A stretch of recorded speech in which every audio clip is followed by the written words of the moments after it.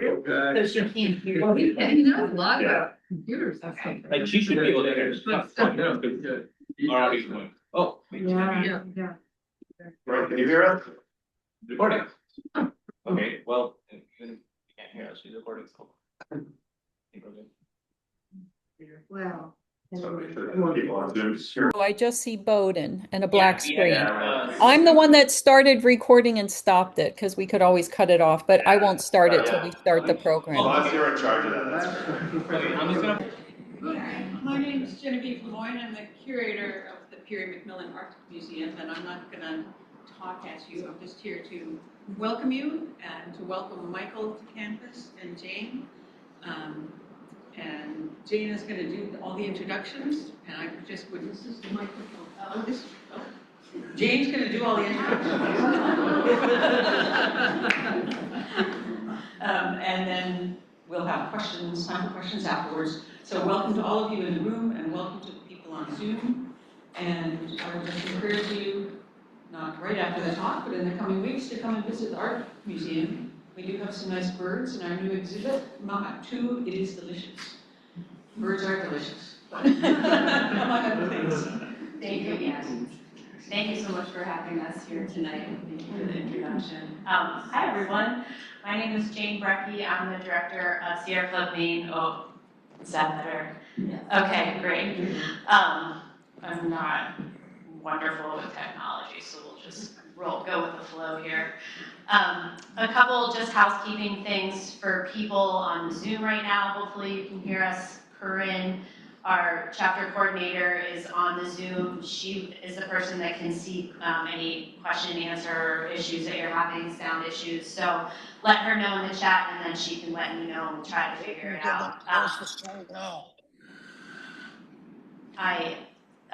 We may need to have people mute themselves throughout the talk, but you can send Corinne a message through Zoom and she can let us know what's happening.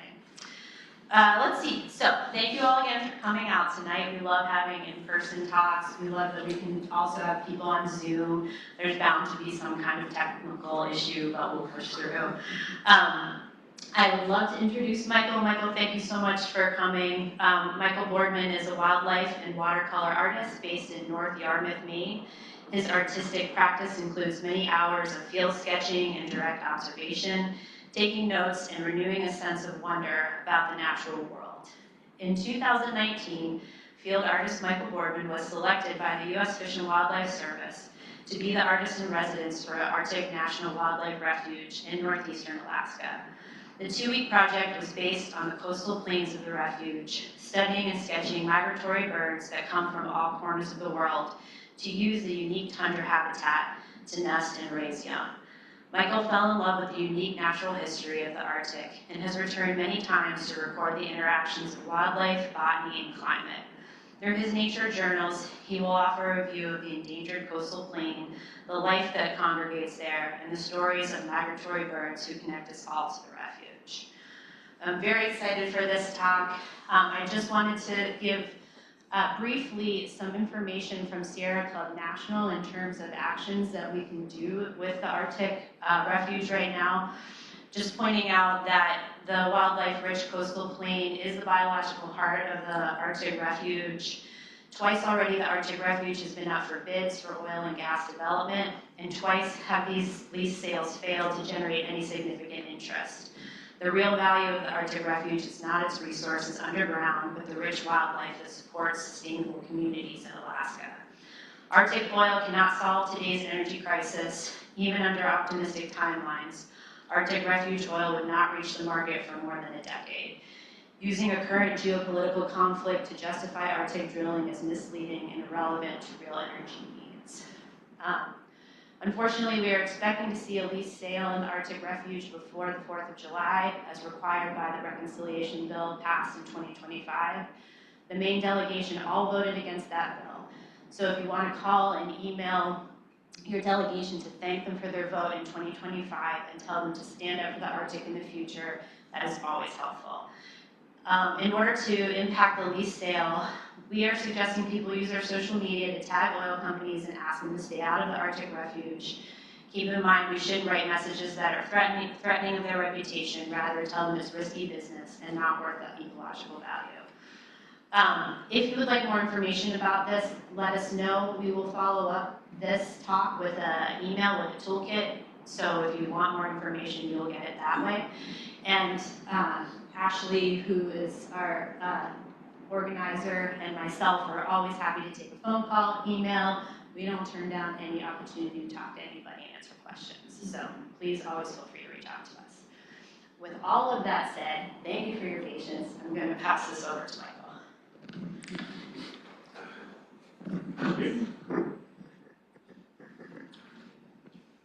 So get the microphone thing figured out. All right, there we go. Thank you for the introduction, and thank you for Maine Sierra Club and the Arctic Museum for having me in Bowdoin College. It's really a pleasure to be here. I'm counting and I'm seeing if there's more Bowdoin professors than students in this room. So I had an amazing experience. I got to go to a place that I'd only dreamed about for 20 some odd years as a young environmentalist, hearing about this magical land that we hadn't quite screwed up yet. And it was a slow process getting there. I was a t-shirt artist. I still have a t-shirt business. I cobbled together a bunch of different things to make a living as a creative person. I do illustrations, I do paintings, I do t-shirts and everything else. But I started exploring the idea of field sketching and drawing outside. That led me to the artist residency scenario, where you sort of go to, all my artist residencies have been in wilderness areas. I started going to Baxter State Park and being the artist in residence there. Acadia, Hog Island, Audubon, and Bremen, which is a fantastic place. And eventually I got an artist residency in Glacier, Maine, Alaska, which is where I proposed to my wife about 30-something years ago. Luckily she said yes. That really opened up Alaska for me. And it was suddenly this amazing place. And there's a series of residencies called Voices of the Wilderness that bring artists or writers or musicians or creative people and connect them with science and sort of activities that are that help protect the wildlands of Alaska. And there's national parks, national forests, and national wildlife refuges that are all part of this group that sign up for an artist. The artist, the bunch of artists apply, and they pick the one that matches their mission the best.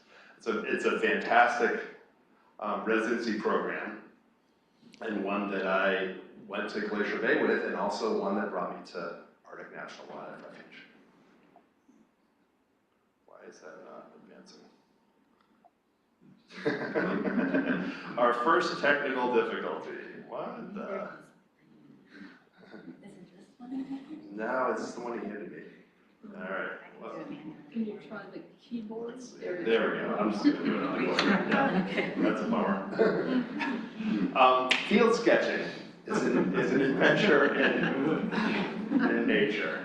I was always interested in being a wildlife biologist and being a Jane Goodall or a George Schaller out there in the wilderness, like studying and taking notes and seeing all these cool creatures. But as I got into college, I was heavily in the art scene, and I couldn't face statistics or any real college math, so that was out for me. But luckily, through the art path, I've managed to weasel my way into being a pseudo-scientist, and to be able to follow along with some cool expeditions. I'd find some cool stuff on my own. This was a great experience trying to draw a spruce grouse that eventually jumped on my lap. He was my worst critic, as you can tell. He sort of got that look. He crawled up on my shoulder, then hopped on my head, and then flew off, and did that like 3 times in a row. Very hard to draw when a bird is on your head. But field sketching for me is like attaching to place and sort of absorbing all that information that's coming at you in the wild, and being able to observe wildlife and watch behavior and take notes about it, and take little drawings and sit and be in a certain space for a certain amount of time without other stuff going on. It's a meditative focus thing, and you sort of, if you're doing it well, you let go of that inner critic about how it's supposed to look, and you just flow with drawing outside. And I'm a big proponent of field sketching in any way, shape, or form. I teach it here and there, and it's a great way to connect to nature. I think these days we all need to connect to nature as much as possible. So next one. Why am I going backwards? All right, there we go. Olest and Marty Murray were instrumental in starting Arctic National Wildlife Refuge and getting the land preserved in the 50s. They fought nonstop, did all kinds of advocating for creating a wilderness area in the northeastern tip of Alaska. They led an expedition with George Schaller and Brenda Keel and a couple other famous Alaskan educators to sort of study the area and see what the wilderness connections were and what the animals were, what the biological communities looked like. If you don't know these guys, they are, he was one of the first persons to study caribou. They're great conservationists. They started the Wilderness Society, and Olaf Murray wrote the Peterson Guide to Tracking. But I love this quote, because you can't overlook the importance of wild country as a source of inspiration, to which we give expression, writing, poetry, drawing, painting, mountaineering, and just being there. For me, that sums up the artist in residency experience, where you're immersed in an environment that is completely transformative, at least for me. Here, let's find this on the map here. Arctic National Wildlife Refuge, the very northeastern corner of Alaska. I'm going to guess that my clicker doesn't work either. This thing isn't done. Is there? No. All right. Well. 19 million acres. It's the size. It shows South Carolina here, but it's the size of the state of Maine, just about. This huge protected area. Olaf and Marty Murray sectioned off a fairly good portion of it in the 50s, but then Jimmy Carter, with the Alaska National Lands Claim Act in 1980, secured the rest of it and made it this huge reserve. Unfortunately, the green area, the Arctic coastal plain, was fought over, and because Prudhoe Bay had just struck oil in the 80s, they wanted to hold on to the possibility of oil rights in this place. One other thing I'm going to point out on this map, you see this little anagram, ANWR, A-N-W-R, which is how most politicians and most oil companies refer to this land. It's a national wildlife refuge, it's not an anagram. When people say ANWR, they're sort of buying into erasing the fact that this is our land. It's a refuge for all of us. It's not this anagram that the oil companies use to sort of take that away. So I just point that out. So the coastal plain got put in this limbo for a long, long time until the Trump, back and forth fighting. The Bush administration was just ready to start selling leases in the coastal plain, and the oil spill at Valdez happened. And then the political will to do that completely disappeared. But unfortunately, in 2017, the Trump administration managed to sneak it into a tax bill, and they had 2 lease sales for Arctic Refuge. Both were complete failures. We'll talk more about that in a little bit. So my residency brought me to the Canning River Bird Camp, which is right in the heart of the coastal plain, right in that green area. I will point this out with my finger. There it is. Right in the edge of the Beaufort Sea. It's an amazing landscape. And I can describe it to you, and I can tell you all about it, but happily, Fish and Wildlife Service made this nice video while I was here. So let's watch this and get a little intro into where I'm going.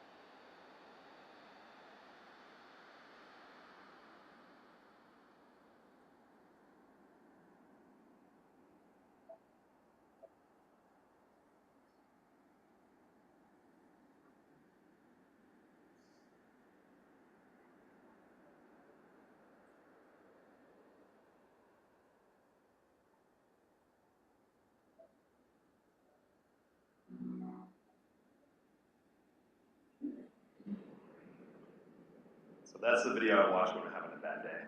Yeah, I can understand how that can be. So 2 things happened in 2019 besides getting this artist residency for Arctic National Wildlife Refuge. I finished the year-long course as a Maine Master Naturalist and learned all these different connections between plants and animals and fungi. And it's a year-long course in all things nature based in Maine. And it was really amazing. It opened my eyes to a lot of stuff I hadn't thought of before. And the other thing that happened is that I went from dipping my toe into being a birder to jumping full force as a birder into the swamp of carrying binoculars at all times and driving my wife crazy. So when the Fish and Wildlife Service emailed me and said, we'd like to accept you for being an artist in residence this year in the refuge, and they said, well, we're going to bring you out to this remote camp in the middle of nowhere with a whole bunch of ornithologists, and you'd be studying breeding birds that migrate and nest in this tundra location. I was like, okay. That sounds just right. So it was just, yeah, it was all the cards had lined up perfectly for me to be doing this amazing, cool event. So we land on the tundra, walk to camp, and it's a beautiful, gorgeous day. And immediately sit on this little hillock right outside of the camp and start drawing the Brooks Range in the background, sketching. We were on a fork of the Canning River, which runs, it's the western boundary of Arctic National Wildlife Refuge. And there was Pacific loon floating right by while I was sketching. It was really cool. And here is our camp with solar-powered bear fence. It doesn't look very sturdy, does it? Yeah. That's my tent, the black and orange one, right by the bear fence. I'm guessing that I was the most expendable member of the team, so that's the tent I got, but the view was awesome. I could wake up every morning and see tundra swans and other birds swimming down the river and hear all the bird noises, and it was really fantastic. My pilot, it was just me and a pilot, a U.S. Fish and Wildlife Service pilot in a small Cessna 180 that flew 300 miles from Fairbanks through the Brooks Range to this camp on the coastal plain. And just as we were landing, he said, you know, it's a land of detail. Just get down and really absorb and see the smallness of everything. And it really, the Lilliputian aspect of this place that for 9 months of the year is covered in snow. -40, -70 sometimes, wind blowing off the Beaufort Sea. No plant can grow higher than this for most of the coastal plain because it's so harsh. So there's this whole world that happens in this tiny little active layer of about 7 inches to a foot or something. And underneath that, permafrost. So it's really fascinating to see all these little plants. These are some of my plants. The plants became characters for me that I would see it constantly, day after day. One of my favorites was a woolly lousewort, which is this funky little plant that looks like an alien coming out of the ground when it first grows. It's got these funny purple tendrils with these spikes on it, and it's got this fuzz, and the plant grows out of the fuzz and becomes this huge flowering spire that the caribou love to eat. It's like their favorite thing. And the other cool plant is an Arctic poppy. I love this plant because it makes a little cup and follows the sun. We're in the Arctic in June. The sun does not set. It goes like this, it dips down the horizon, it comes back up again, and this flower follows the sun around all day long. And because it's got a little cup and it's following the sun, it's a little solar heat. And flies come in and land in this little cup to warm up because they're cold-blooded. They gotta have a little heat to go. And they end up pollinating the plant. They fly in there, pollinate, go on to the next one. Wild stuff.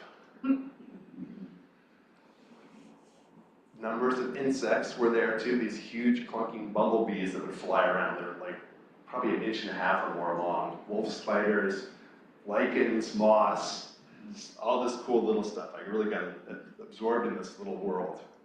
But that's not what I was there for. If you look carefully, you can see the shorebird nest on the corner. This little Lilliputian world supports a great migration of birds that fly from all corners of the world to come to Arctic National Wildlife Refuge to breed in a specific locale. And our job was to find as many nests as we could find and mark them, follow them throughout the season to see if they had hatched or not. But we couldn't go back and forth all the time because we'd sort of leave scent marks and trails and stuff. So what they do is, we would walk through what is a giant wetland complex, basically. The geology of the Arctic is such that there's pingos and holes and different ridges that form as things freeze and thaw, and those fill with water in the spring. So it's a huge wetland, which is hugely attractive to all these birds, and very tricky to survey and walk through as a scientist or a pretend scientist even. So it's a lot of miles and waders tromping through muck with permafrost underneath. But when we found a nest, we'd weigh the eggs to see how far along they were. They'd let the artist actually do that, which I was pretty psyched about. And then if it was a certain nest that was situated right, we'd put a camera on it, a game cam, which if you look at the attachments on that, it's lag bolted into the tundra permafrost. The Fish and Wildlife Service was nice enough to loan me some pictures to show you what this game cam might have caught, to see how much fun it is to be a bird on the Arctic tundra trying to raise its chicks. The lag bolts are there just for the wind to protect, or? Just to keep the camera upright, and so other animals don't mess with it, or, yeah, wind is a huge factor. There's that guy. Lots of traffic moving through. Then there's this guy. It's bad enough that you're stealing the egg, but what are you doing in that nest, pal? What a jerk.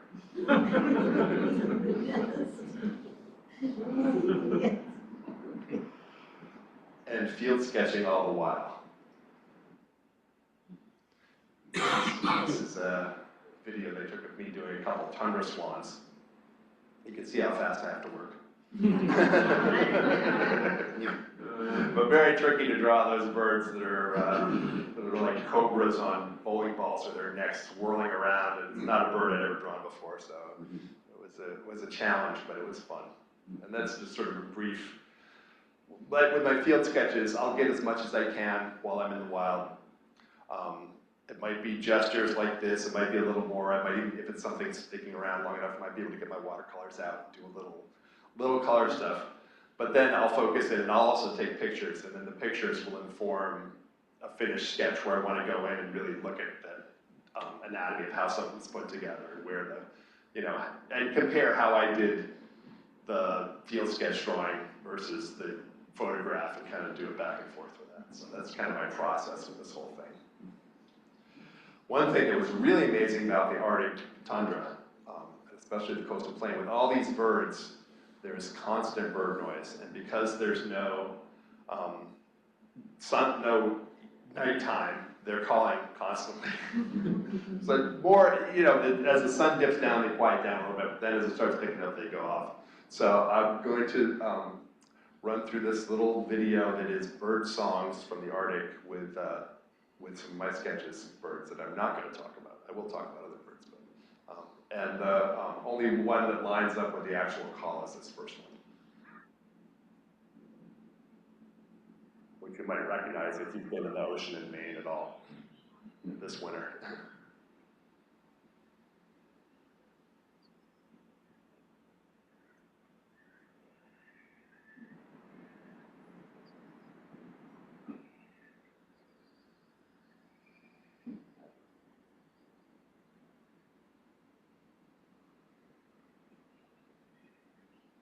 Tundra swans build these huge mounds that are nests that they sit on. It's really amazing.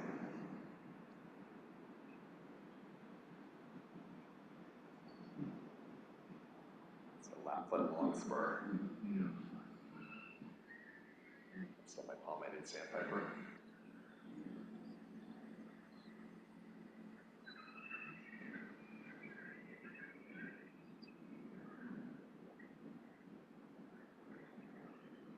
Imagine being in this place where the only noise you hear is wind and birds. It's just fantastic. No planes, no trucks, no motorized vehicles of any kind, and flies.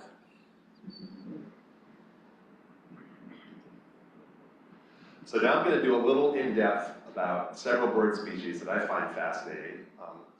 The Arctic plain is really good habitat for shorebirds. And shorebirds are a pretty wide array of species, including woodcocks that are calling around here right now. But a lot of birds that are attached to the ocean are attached to waterways in some way or form. And these are phalaropes, both red and redneck phalaropes.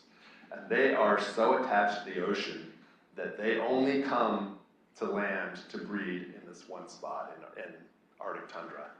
The rest of the year, they're floating around deep in the ocean, swimming around mats of seaweed, and they have this great little feeding strategy they do where they sit in a circle and they spin around and create a gyre with their feet so the water brings up invertebrates and other things from the bottom of the water, and they pick them off one by one, which is really cool. And the other cool thing about phalaropes is, as they breed, the female finds a male she likes, she breeds with him, she lays some eggs, and then she takes off, and he is the sole provider for the eggs and the young as they hatch, so he is in charge of sitting on the eggs, and she may go out and mate with another male and start another egg.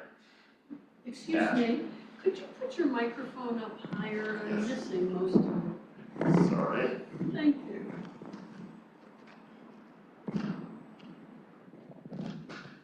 Get it on here. Is that better?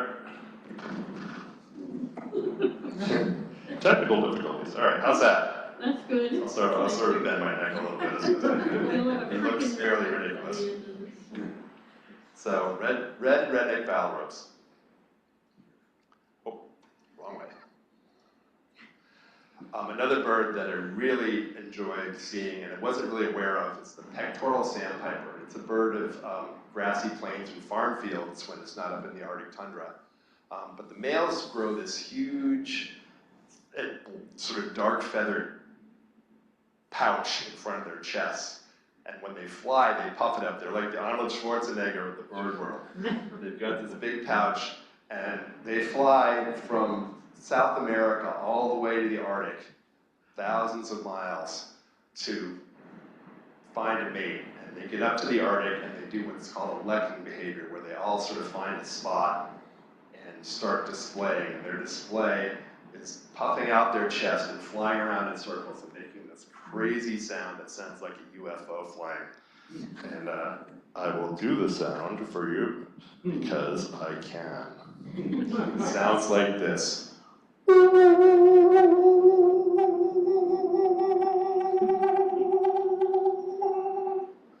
They zoom around, making this great. I'll be here all night. Run the meal.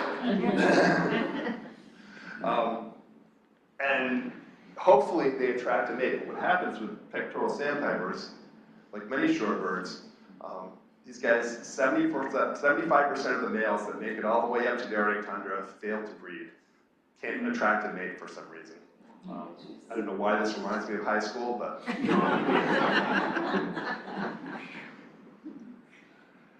And there's another amazing shorebird called the buff-crested sandpiper. And this bird is pretty, basic brown shorebird, also sort of a sod piper that likes farm fields and plains, but it's got iridescent wings underneath it, iridescent feathers underneath its wings. So it'll put its wing up in the air when the light gets low, as the sun starts dipping towards the horizon, and wave it around, and that iridescent white feathers on the wing grab that sunlight, and they spread it, they shoot it throughout the entire Arctic tundra so that they can be seen for a long distance. And they'll flutter up, and then they'll wave their wings, and they'll come back and wave their wing again, hopefully to attract a mate. Here comes one now. And if a male is lucky enough to attract a mate, he starts this tittering display where he raises his wings and makes this tittering call that I'm not going to do because and hopefully something will happen. So he's got two females here. But like in many things, females can be fickle. And sometimes your best display is just not good enough. And you're left all by yourself. This reminds me of college. But fortunately, one male somewhere was successful because we found a buff-breasted sandpiper nest. They're an endangered bird in just in general. Their population is very low and dropping. So it was good and hopeful to find a nest of these birds. Well, it says actual size down here. Yeah, in my sketchbook it's actual size. They're tiny. They're like the eggs are probably 1.5 inches. Buff-breasted sandpiper might be a little bit bigger. I'd have to look. I didn't bring my sketchbook, but actually, if you look at some of the sketches on the wall, you can see that there are some actual size nest things on there. And it's a wetland.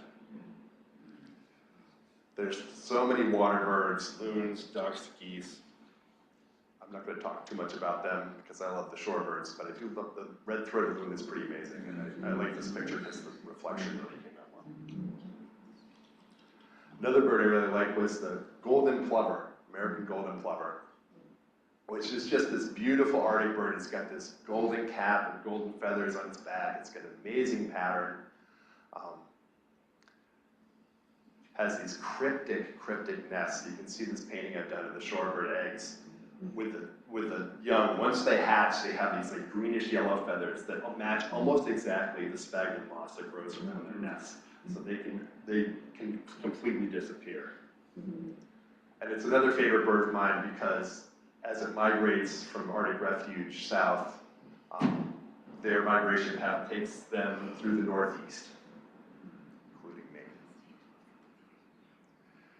So these birds, they have certain requirements that they meet, that they get in the Arctic refuge. They've got 24-hour daylight to feed when they need to feed. They've got undisturbed habitat, and they have a food source that's readily and constantly available there.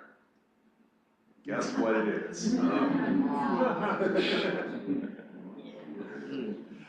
For those of you who think there's no use for mosquitoes, mosquitoes feed a lot of birds, especially the larvae as they're picking up. But the birds are very lined up with the timing of when green up happens in the Arctic and when all these insects spring to life. And they've got to be there at just the right time, and the chicks have to hatch at just the right time for all the mosquitoes to come out, so they have a constant source of food. So phenology is really important in the Arctic. Phenology is the study of the timing of when natural events happen. We'll move on to some mammals now. And we're going to start small. We're going to start with Greenland and brown lemmings.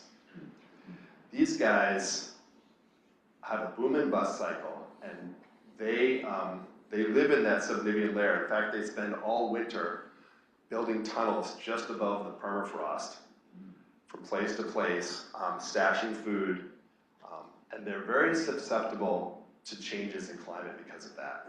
Because they're living in this thin layer, they can't migrate. They're there all winter.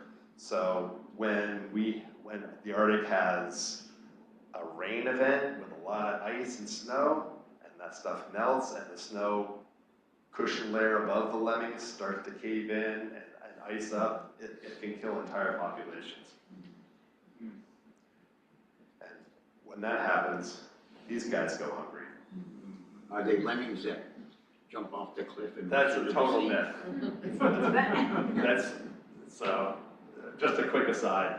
I'm pretty sure that Disney, whenever that was in the 70s, they like tossed a bunch of lemmings off a cliff and filmed it and said, "Look, they're all good." But there's a lot of lemmings. There's a lot of lemmings around, and it's possible that some might accidentally fall into a hole or something. But yeah, that's a total myth.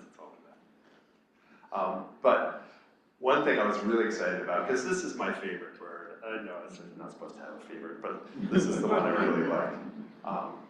And the year before I went to the Arctic, there were 7 snowy owl nests in the territory, the 2-mile square territory of where the bird study was going on. So I thought for sure I'm going to see a snowy owl there. It'll be great.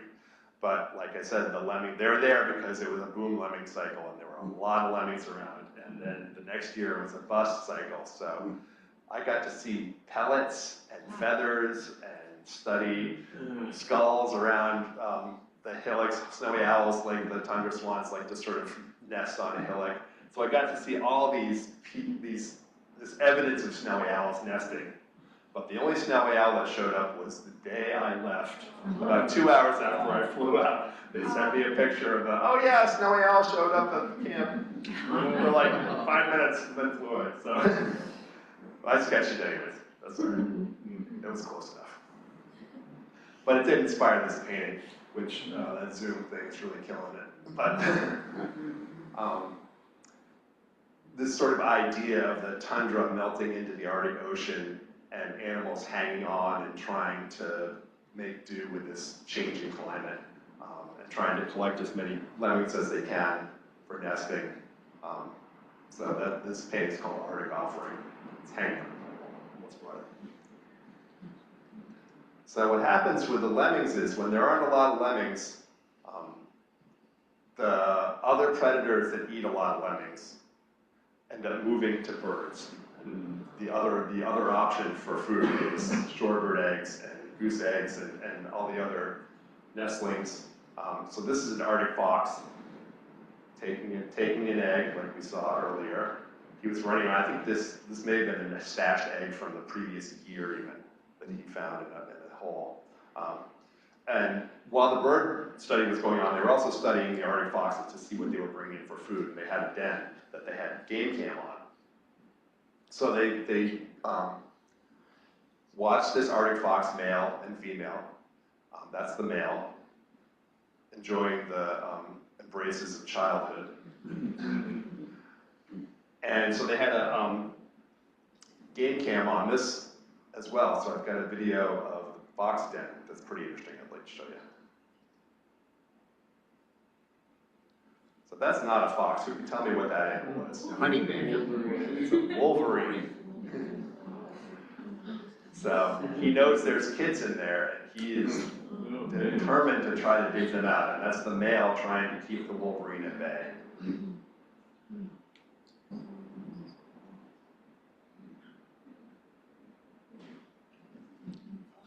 can see as that fox bit the wolverine in the butt, the wolverine took off, and actually those kids survived. The fox was able to hold that wolverine off and have those kids leave the den. And beyond that, I don't know. But so maybe our jerk fox wasn't such a jerk after all. And now we're going to follow into our mammal story with, this is not the cow that was in our front yard a couple weeks ago, true story. But another animal who has hoofs and kind of the signature animal of Arctic National Wildlife Refuge, the northern caribou. And the porcupine caribou herd is the herd that lives in Arctic National Wildlife Refuge. Varies from 100,000 to 200,000 depending on a bunch of different circumstances. They need the coastal plain to breed. It's that one spot that they can come to that has, like the birds, has all the requirements they need. It's a big flat area. It's far away from the mountains where all the other predators breed. Wolves, grizzly bears, and golden eagles, the 3 major predators of caribou, all need big rocky structures to build dens and to have places to raise their young. So the caribou go to this spot. It's close to the Arctic Ocean, so as they have their calves, they can go catch breezes from the Arctic Ocean and keep those mosquitoes and botflies and whatnot off of them. And another really cool thing about caribou, there's a baby caribou there, the males have these huge antlers. They grow them all summer long. They go through the rut in the fall, fight over who gets to mate, and then they drop their antlers in the fall. But the females hang on to their antlers. The female antlers stay on. They have smaller antlers, and their antlers stay on through the winter. So if you think about reindeers, caribou, in the winter with antlers, Santa's reindeer are all females. But even cooler than that, the females hold on to these antlers until they get to the place where they're going to have their calves. And the general area is where their antlers fall off. And what happens is those antlers that are loaded with calcium fall off onto the tundra. And then rodents and other creatures chew up that tasty calcium. They poop all over the tundra. The plants absorb that calcium, grow up into, so the first plants that both the caribou calves and the mom are eating are loaded with calcium that feed the calves so they can have extra nutrients to grow fast to head on to the next place. And this is some of the tussocks. Cotton grass is one of their favorite foods this time of year. That's one of the foods that really absorbs that calcium well. And cotton grass is everywhere. It's not just in the Alaskan Arctic. But it makes these lovely tussocks that if you're trying to walk across them, it's like trying to walk across bowling balls. We were there. There were several dozen caribou in camp and around camp, big males. There was some leftover caribous from the year before. It was just amazing to see. And it sort of inspired this painting. First I saw a couple, then we saw a couple dozen. And then as the season progressed, I wasn't here for the whole thing, but it was a couple hundred, and then it was a couple thousand. And they also, after they have calves, and after they sort of spread out and get the calves ready to walk, they all amass together in this huge formation called the post-calving aggregation. And they head off in the fall into the mountains. They have the longest migration of any land animal in the world. One caribou, if he was tracking his steps, could walk 3,000 miles in a year. It's amazing. And not only that, but these animals are also essential food for the Gwich'in Athabascan Indians who live in Arctic Village and around the edges of the refuge. They rely and have for generations on these caribou as a source of food and a source of, cultural identity, really. And without, think about what this coastal plain will be like, this thin area between the mountains of about 20 miles, if it's loaded with infrastructure. So we're going to follow the caribou, and we're going to follow this guy too. This is a peregrine falcon who landed in camp. There are not many predators on the coastal plain. Like I said, it's far from the mountains. But this guy popped up and landed on the outhouse, which the rest of the crew is really psyched that I sketched a picture of the outhouse. But as he flies south, which is where we're going, towards the Brooks Range Mountains, we're going to follow him along and get a little taste of what the mountains are like. It's important when you're hiking in the mountains to bring a compatriot who is willing to carry your stuff. This is my son Elliot. He's got the scope and the tripod in the back of his backpack. He was very helpful and helped me explore the mountains for being both a good buddy to hang out with and somebody to carry stuff. The first density of the mountains we're going to run into here is large canine tracks that are this Arctic wolf that we saw the first day we landed in this river valley we were in. Popped up. There's just something about looking at the eyes of the wolf that is just awe-inspiring. Takes your breath away. He watched us for a little while. I had him in the scope. I got to do a little bit of sketching, and then he just sort of trotted off. Just one single wolf, maybe a disperser from a pack. It was hard to tell, but it was a really intense experience for me. Something I've always wanted to see. Golden eagles also inhabit the mountains, and golden eagles, especially younger golden eagles, will prey on caribou calves. They'll fly at them and grab them with their claws and scratch them. They can't kill them, but if they wound them, the caribou calf will eventually die, and then they'll be able to eat it as carrion, or they could possibly chase them off the cliffs. This is a ptarmigan. This is not a predator. This is a prey.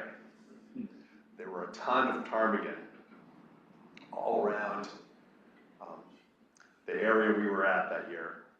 And when there's lots of ptarmigan, there's lots of another animal that I'm going to lead up to. This is just a little shot of my field sketch journal and my kit a little bit, my little palette. I should have brought it, actually. I didn't bring it, but I should have. But the bird on that field sketch journal and the bird I'm sketching there in the middle of the Arctic mountains, the Brooks Range, is a gyr falcon. The gyr falcon is like a giant Arctic peregrine falcon. Big, dramatic bird. They come in they can either be gray, dark brown, or bright white. And there was a nest near where I was. So we got to sort of observe the nest and draw the chicks, and I'll show you some of that. As the chicks are sort of just starting to pull their feathers, get going. They lay their eggs I can't remember the word, one after the other. So there's the first one that hatches is bigger, and then a couple days later the next one will hatch, and a couple days later the next one will hatch. I monitor peregrine falcons for the state of Maine as a volunteer, so seeing these falcons in the Arctic was a real treat.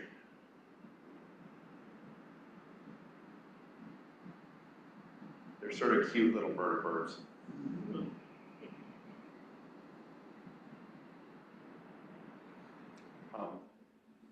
The mountains were just amazing. This is a little video of me drawing these awesome 1,000-foot hills. There's a few mosquitoes flying in the foreground. And the really cool thing about the Brooks Range is that at one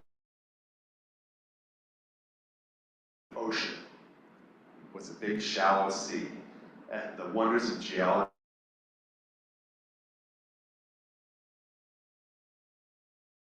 together. So there's all this history involved with these mountains as you look at them.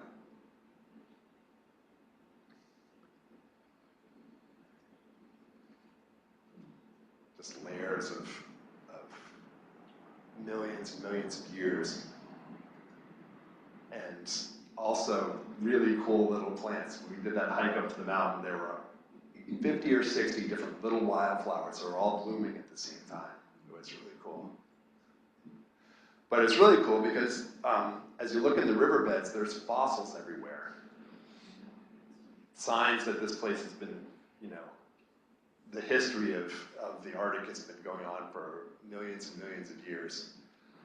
And then on the upper part of this slide, also slightly cut off by the Zoom banner, are little pieces of chert we found that were napped by somebody thousands of years ago. They were just sitting on a little hillock, and that really brought the idea of this place, not only as a wondrous place for us, but it's been a wondrous place for thousands of years for people. People have been here studying, hunting, and living off this land for ages. Arctic National Wildlife Refuge is one of the places that wasn't covered by ice during the Pleistocene. And this is a bone scraper that our guide found that showed us. It's a whale rib, and it's got little marks on it. Who knows how old it is? It was really wild to find this tool just for a hide scraper made out of a whale rib. You can just think about the history of that stuff when you hold it in your hands. And then there's the history of what's happening now. Last year, I got a fellowship to go to the Tulik Field Station, which is run by the University of Alaska. And it's an Arctic station that they set up. People come from all over the world to do climate change research based on the Arctic habitat. So it's really lucky for me to be here and to be involved peripherally with incredible science going on. And a lot of the science that interested me was the study of phenology and the study of how plants grow and what happens when it's warmer a lot. And they set up all these plots, and then they have one that has more nutrients in it, then one that has more nutrients and is warmer, than one that has less snow cover. They do all these studies about how that affects the plant communities in the Arctic.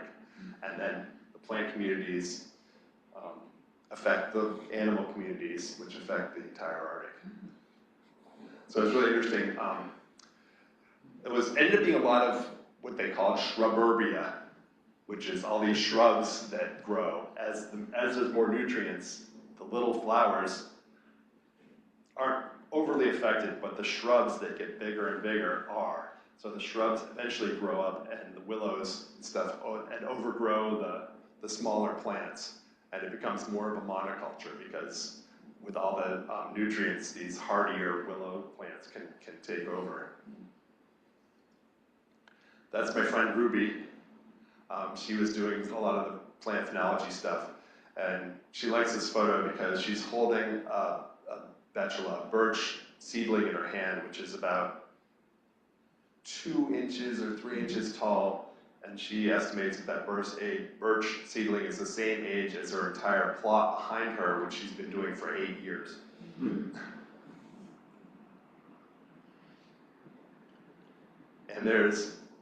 when the willows grow, there is one animal that is able to take advantage of that, and it's these guys. Those are musk oxen. Another really cool animal I wanted to see on the tundra. You can see there's a couple babies. There's, I think, 4 or 5 babies that are kind of behind them.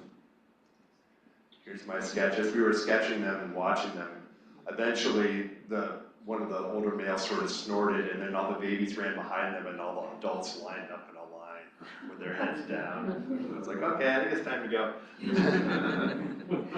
But I mentioned the freeze and thaw. Musk oxen don't migrate like the caribou do. They move around, but they don't really leave the Arctic coastal plain. The caribou head towards boreal forests. The musk ox have to sort of tough it out. They've got lots of layers, but they need to be able to scrape food out of the snow. Because they've got these big heads and they've got sharp hoofs that they sort of scrape out and move stuff. When the Arctic gets an icing event, like we get in Maine, where there's an ice storm and everything freezes up, they can't access that food anymore. And the musk oxen population in the Arctic is in trouble because of that.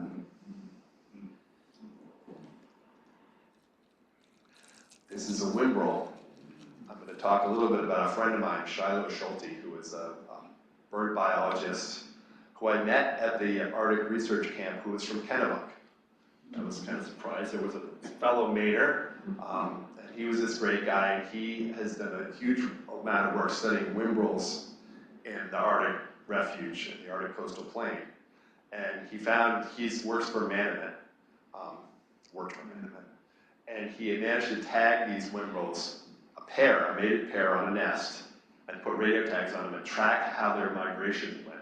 And it was really mind-blowing that these 2 whimbrels, the male flew down through eastern Canada and across the eastern flyway to South America, and the female went west, down the west coast to California, flew to another place in South America, and then they flew back and met each other the next year in the exact same spot.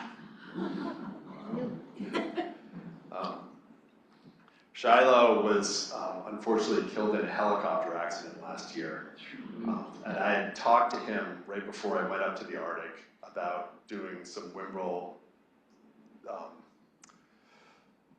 planning and pre-looking around the Toolik area. And he said, yeah, that'd be great. I want to do a project there. Although he was gone, I really wanted to sort of find whimbrels there and see what was going on. And sure enough, behind the station, a few miles behind the station, there was a breeding pair of whimbrels.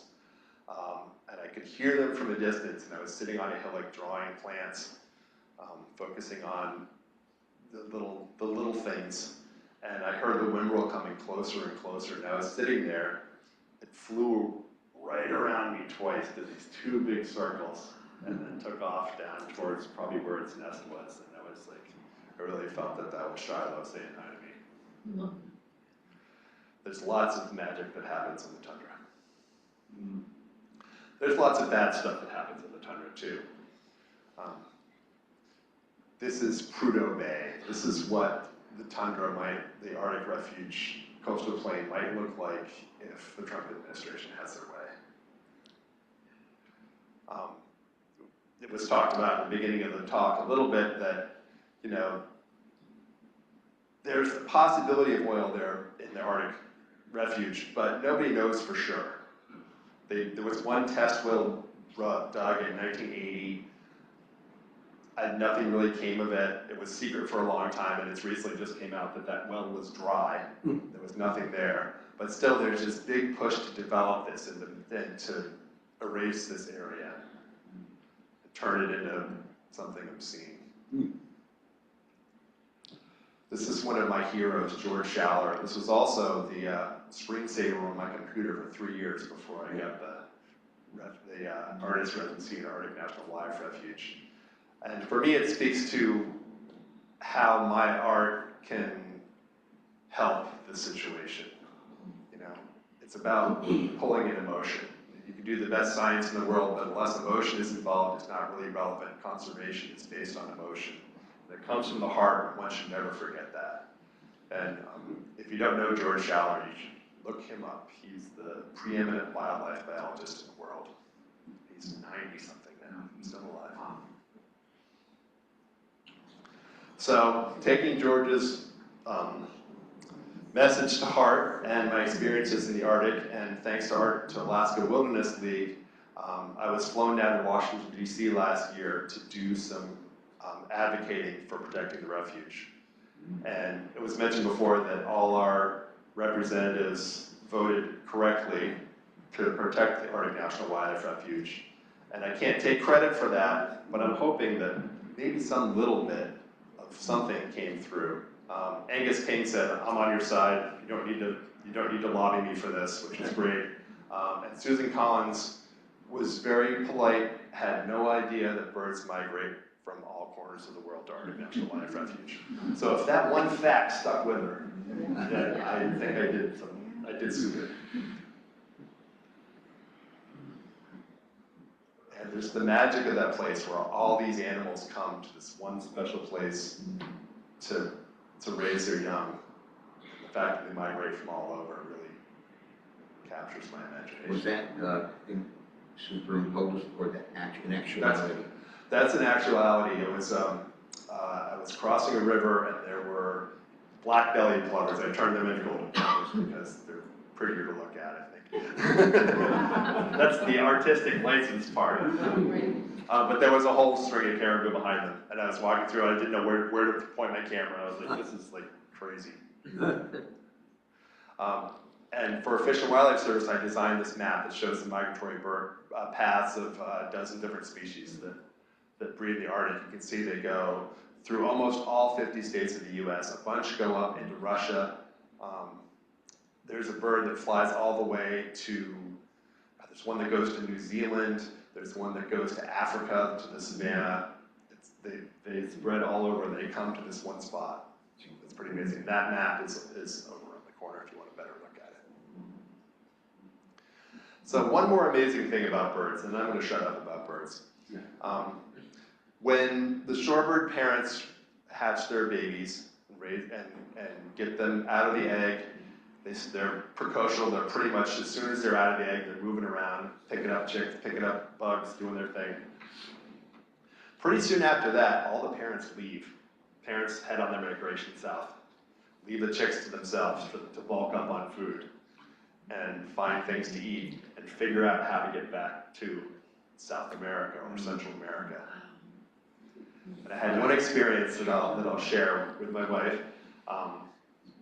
In New Brunswick, on the Bay of Fundy, is one place where tons of these semi-palmated sandpipers, which have all grown up in the Arctic. These are all juveniles that have flown down in a mass group trying to figure out how to get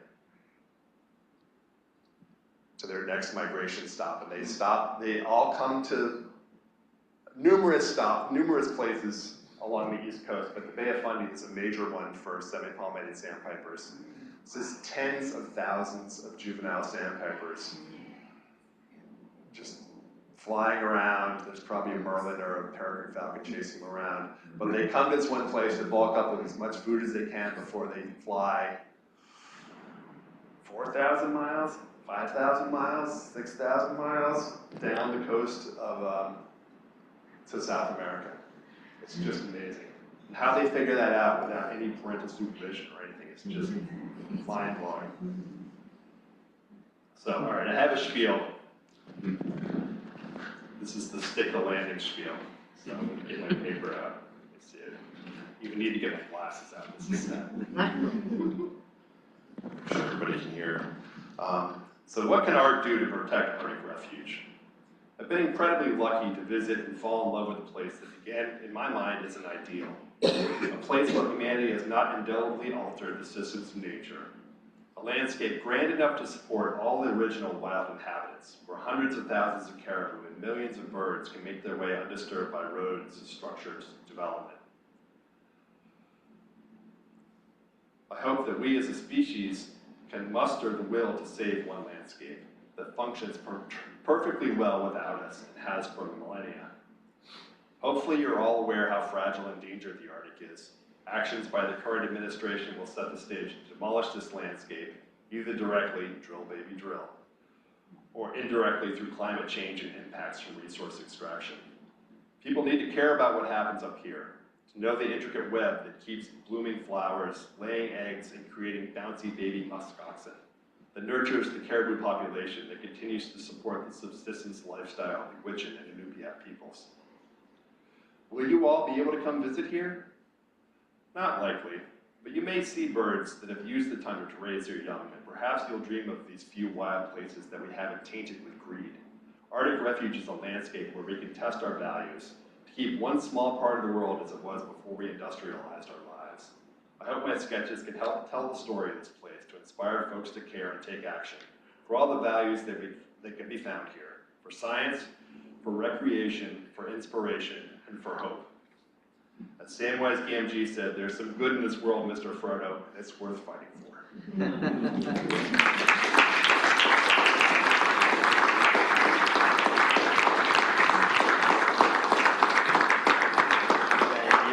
Thank you. These are organizations that you can follow to see more about what you can do with Arctic Refuge. Sierra Club has some great resources. And I would be remiss if I didn't put a plug in for my Instagram, my art, and my t-shirt business, which I still run, called Coyote Graphics. And this is a cool caribou Arctic t-shirt that I happen to be wearing right now. Product placement is important. So thank you all for coming, and I would love to field any questions. So this will turn on in 10 seconds now? That's not working. Not work. Oh. Okay, so I'm going to try to take 2 questions from you all and then 1 from people on Zoom. As I stated earlier, technology is not my strength, so we'll see what happens. We'll do our best, but you are welcome to pass this around and throw this, they tell me, as well, or I can hand deliver it if there's too much distance. So I see 1 hand already. I'm going to bring this over to you, and then we'll go from there.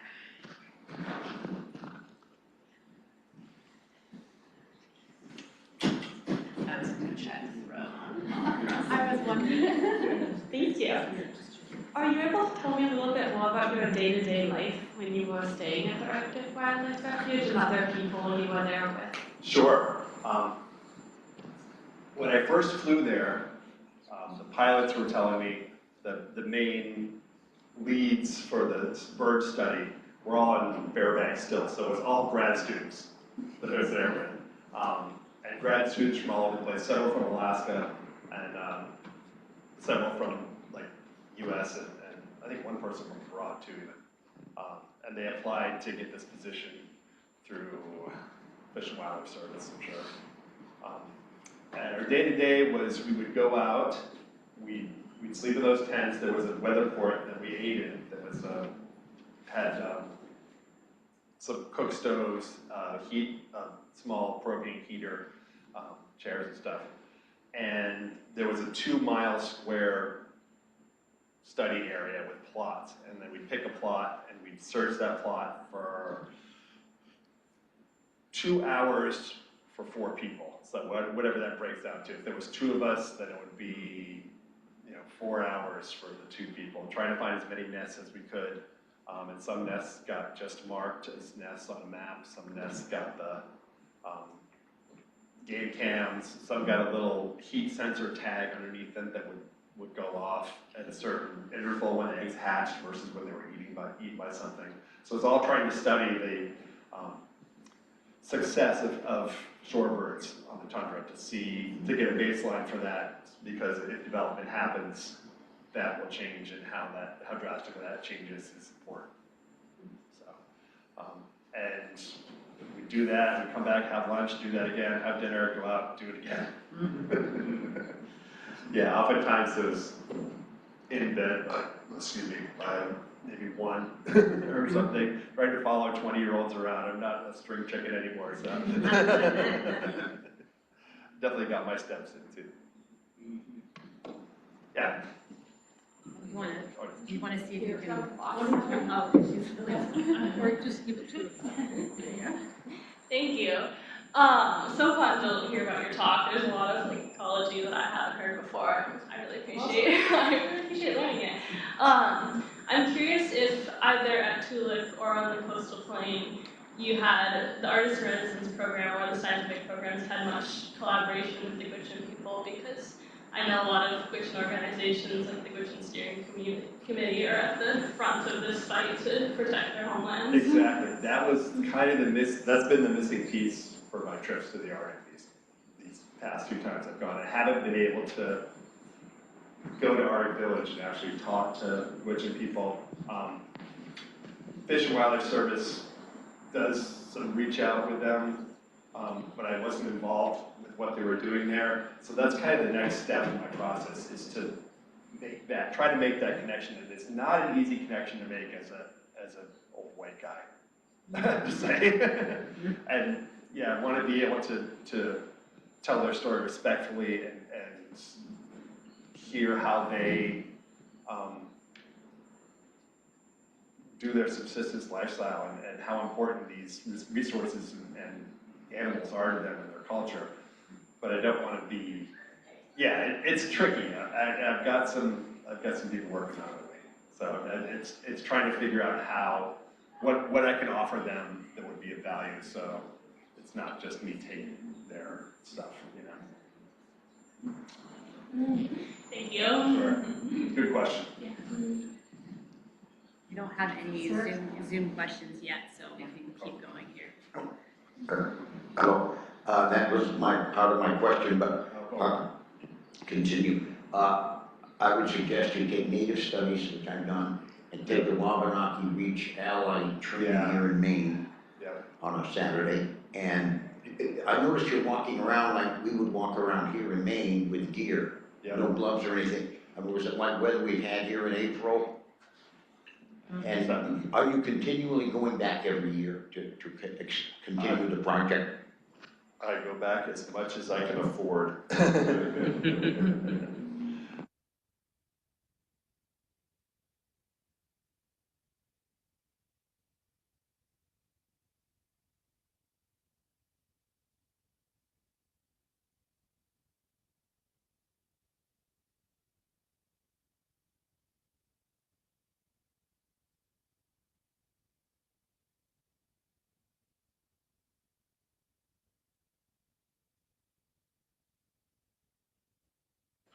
In the foothills, so the weather's a little more controlled, so it's a little less crazy than that.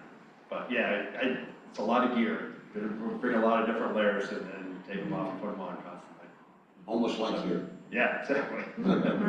Thank you for that comment about the Wabanaki thing, because I've been looking at that. Appreciate that. My quick question about your semi-palmated sand. Oh, sorry. For the Zoom. Quick question about the semi-palmated sandpipers in the Bay of Fundy. Yep. When did you film that? That was the 3rd week of August. No, about what year? This year. Last year.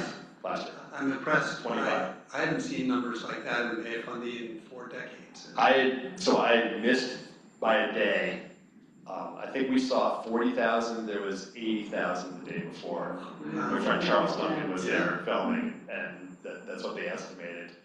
Super encouraging. It's a moving target, for sure. I think behind you. Thank you so much. Very inspiring, fascinating presentation. Oh, thank you. I was wondering if you look familiar. Does Coyote Graphics go to the Common Ground Fair? Well, yes, we do. Okay, that's where I remember you from. Okay, lovely presentation. But as a first year at Bowdoin College, very interested in doing some research in the Arctic. Do you know of any good organizations to look out for or places to start as someone curious to get involved in the Arctic?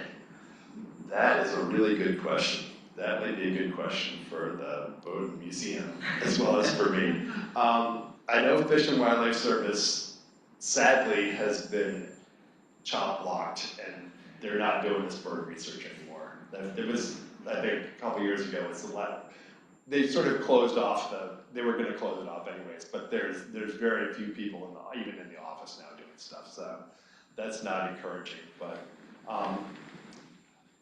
off the top of my head, I'm not coming up with anything, but if you want to scrawl your name on my mailing list and write Arctic stuff, I'll send you some connections as best I can. Thank you. I'm glad you're excited about it, because we need young people who are interested in this fight and interested in this awesome ecology. Thank you. And come see me. This is a Zoom question. Sorry to everyone on Zoom, we cannot figure out how to see you on our end. Sam Landry asks if there was anything different that you wish you did on your trip, or something that you wish you did that you didn't have the opportunity to do. Ooh, that's a good question. There are several sort of outstanding things that I haven't seen and sketched yet that I want to experience. My plan is to take all these field sketches and to take my stories and to connect them with some of the science of my science friends, my professor friends and biologist friends, and make a book of field sketches about Arctic Refuge and use it as a tool for advocating for this place. In the middle of sort of writing it and getting ready to try to submit it to some publishers. But there are, having something like that's going to be something that speaks to this place, there's some things I gotta do. I need to go see the caribou migration and be in the middle of it and see a lot of caribou. That's on my list. Seeing a snowy owl nest would be awesome. Spending time with the Witchin is probably the top thing that I want to do. And the Inupiat too, if I can figure that out. I don't have as many connections there. And to tell you the truth, every time I go there, something new and awesome happens that I had no idea that I was even interested in until it happened, and I was like, oh, cool. I had no idea I was going to be drawing plants all summer long last summer at Tulik, but it was just really fascinating. So it's a landscape with not a ton of biodiversity, but just enough to get a handle on, and just enough to keep inspiring. Awesome, thank you for that. Okay, we can go back to audience. I noticed many of the researchers carrying guns, and I assume that's for polar bears. Actually, so, did you see them? Okay, that's not for polar bears. Very good question. More for brown bears than polar bears. Polar bears are a possibility. Grizzlies are more likely there. I have not seen a grizzly in Arctic Alaska yet, and all the times I've gone there. The outhouse had a big clump of hair where one had scratched on it early in the season. That's as close as I've gotten to a grizzly. But I have seen polar bears, not in Arctic Refuge, but in Utiavik, a little bit farther north and west, Barrow, where I've gone to do some bird festival stuff, and they regularly have polar bears that come from along the sea ice in town and eat leftover whale carcass and stuff that the whalers put out. So it's pretty amazing to see. But yeah, there's got to be, with the Fish and Wildlife Service, we had to be out with somebody with a gun at all times when we were away from camp.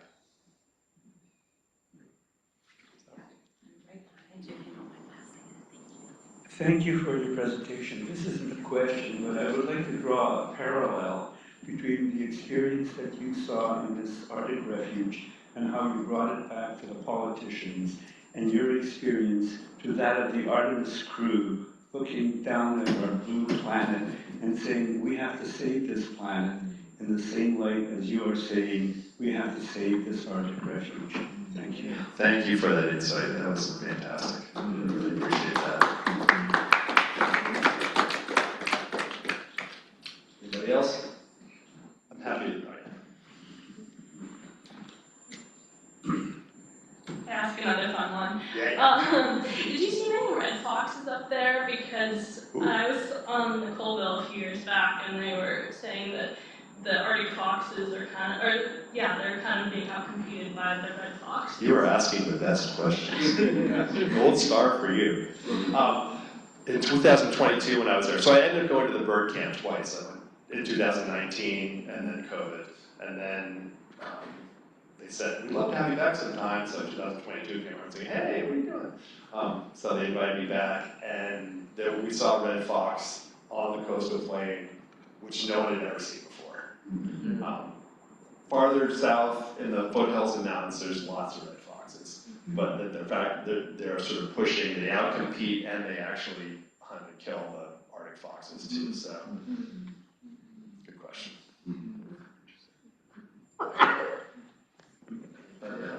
Well, I'm happy to answer questions off mic too, as we. I've gone over, so you guys can get the heck out of here too if you want. It's all fine. Well, thank you all for coming. I really appreciate it. Engaged, wonderful audience.